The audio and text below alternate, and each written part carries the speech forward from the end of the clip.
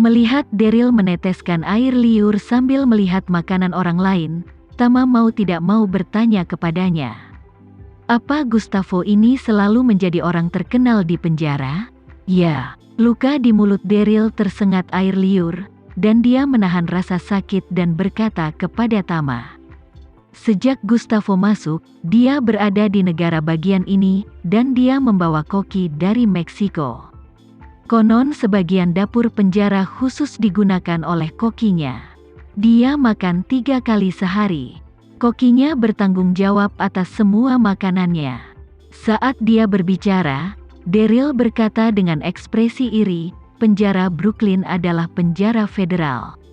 Penjara federal tidak memiliki kesempatan untuk melakukan kunjungan suami istri, tapi Gustavo memiliki hak istimewa. Dia mendapat kunjungan 3 jam 3 kali seminggu. Selama waktu pertemuan pasangan, dikatakan bahwa bawahannya di luar akan mengiriminya beberapa keindahan dengan gaya berbeda setiap saat untuk dia nikmati. Tama melihat ekspresi irinya, dan bertanya dengan rasa ingin tahu, mengapa kamu masih begitu iri? Bukankah kamu penyuka sesama jenis? Daryl berkata dengan wajah sedih, Tuan, setiap kali saya memiliki kesempatan untuk bertemu seorang wanita, saya tidak akan menjadi penyuka sesama jenis.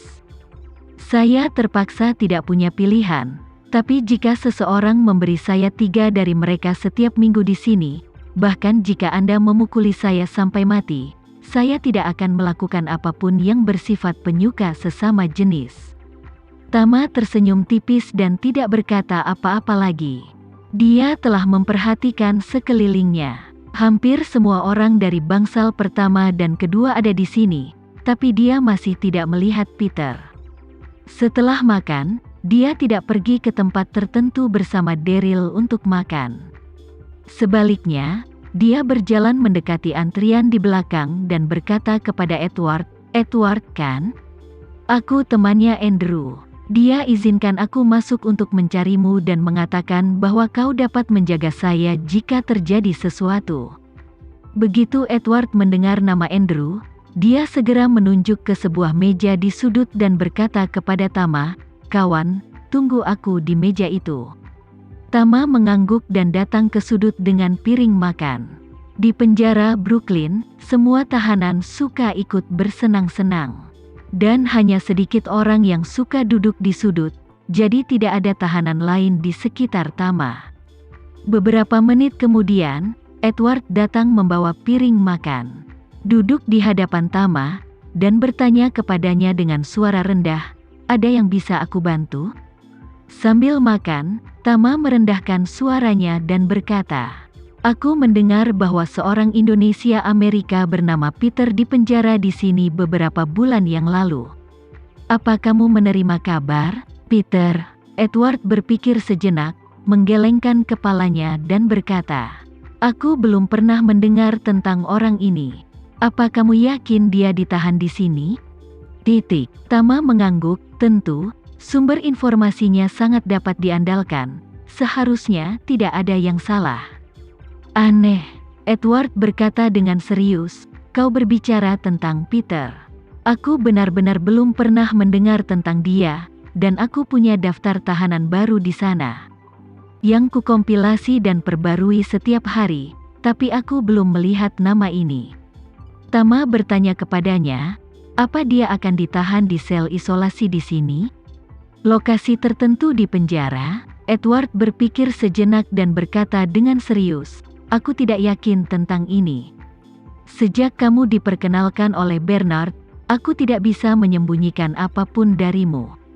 Sejujurnya, penjara ini terlihat seperti penjara federal. Pengendali sebenarnya adalah keluarga Rothschild. Saat dia berbicara, dia melihat ke arah Gustavo yang sedang memotong steak dan minum anggur merah dengan santai di kejauhan, dan berkata kepada Tama, lihatlah pria itu, gembong obat terlarang Gustavo. Dia bisa makan steak dan minum anggur merah di sini bukan hanya karena dia kaya dan berkuasa, tapi juga karena dia bekerja sama dengan keluarga Rothschild. Tama agak kaget mendengar keluarga Rothschild benar-benar mau bekerja sama dengan gembong obat terlarang seperti Gustavo. Menurutnya, keluarga Rothschild sudah menjadi keluarga terkuat di dunia. Dengan sejarah ratusan tahun, mereka pasti tumbuh hingga saat ini dalam keluarga besar yang sangat saling menyayangi. Pasti tidak akan dikaitkan dengan kelompok kriminal yang melakukan pembunuhan, pembakaran, dan peredaran obat terlarang. Oleh karena itu, pihak keluarga bekerja sama dengan Gustavo dan bahkan memenjarakannya di penjara karena pelayanan rumah tangga. Menurut pendapat Tama, ini memang agak tidak masuk akal. Melihat Tama sedikit bingung, Edward merendahkan suaranya dan berkata, "Pemerintah telah berusaha mengekstradisi Gustavo ke negara tersebut untuk diadili. Gustavo juga telah berperang secara terang-terangan dan sembunyi-sembunyi dengan pemerintah Meksiko, berharap tidak diekstradisi." Awalnya, Gustavo dan putra-putranya siap membuat keributan besar di Meksiko untuk menghalangi mereka segera setelah pemerintah Meksiko memutuskan untuk mengekstradisi mereka. Namun pada akhirnya, keluarga Rothschild lah yang menjadi penengah dan Gustavo akhirnya setuju untuk diekstradisi ke Amerika untuk diadili. Tapi prasyaratnya adalah Amerika Serikat tidak bisa menjatuhkan hukuman mati padanya. Dan dia harus menjalani hukumannya di penjara yang dikendalikan oleh keluarga Rothschild. Setelah berbicara, Edward menambahkan, "Jangan melihat keistimewaan besar yang dia nikmati di sini. Faktanya, penjara ini pada dasarnya tidak berguna baginya. Dia bisa keluar kapan saja selama dia mau." Informan saya di ruang cuci pernah bercerita bahwa beberapa kali ada yang memanfaatkan kesempatan pengiriman malam untuk mengirimkan seorang pria dengan bentuk tubuh dan pakaian yang mirip dengannya. Dan kemudian mengirimnya keluar secara diam-diam pada malam berikutnya. Saya juga mendengar bahwa Gustavo tiba-tiba merasa tidak enak badan beberapa kali di malam hari dan pergi ke rumah sakit. Dia tinggal di sana sepanjang malam. Saya berspekulasi bahwa Gustavo sering kabur di malam hari. Dan orang yang dikirim secara diam-diam hanya berbaring di rumah sakit untuknya sepanjang malam. Tama tersenyum tipis. Aku tidak menyangka Rothschild yang terkenal akan melakukan apapun untuk menjadi pengedar obat terlarang. Saat berbicara, dia mengangkat bahu dan menambahkan, tapi tidak mengherankan bahwa mereka tidak dapat dipisahkan dari perdagangan opium sejak abad ke-19. Dan bahkan terlibat dalam perdagangan opium luar. Mereka memperoleh keuntungan besar dalam perang, dan mungkin mereka masih melakukan hal yang sama sampai sekarang. Edward menggelengkan kepalanya dan berkata, keluarganya benar-benar tidak lagi berbisnis di bidang ini. Alasan mengapa mereka bekerja sama dengan Gustavo terutama karena pengaruh nyata kelompok kriminalnya di Meksiko. Kau tahu, Meksiko berada tepat di depan Amerika Serikat, dengan hampir 2.000 mil perbatasan nasional dengan Amerika Serikat. Terlalu banyak artikel yang bisa dilakukan di sini. Keluarga ini memiliki kehadiran yang mendalam di sana.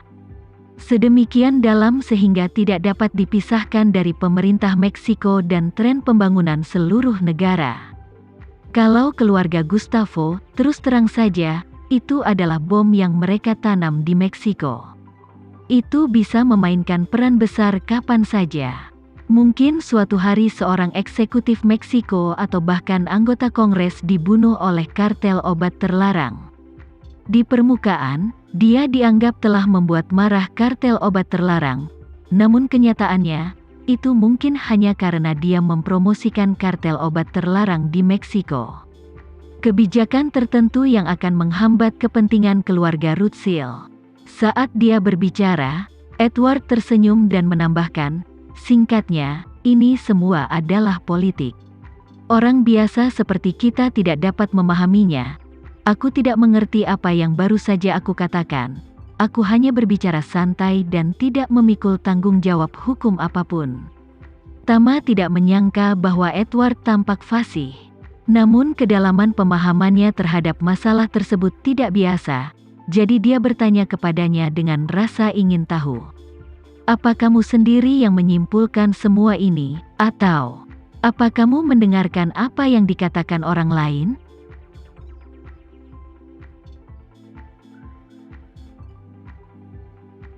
Sekian dulu ya video kali ini, kita lanjutkan lagi videonya di lain waktu.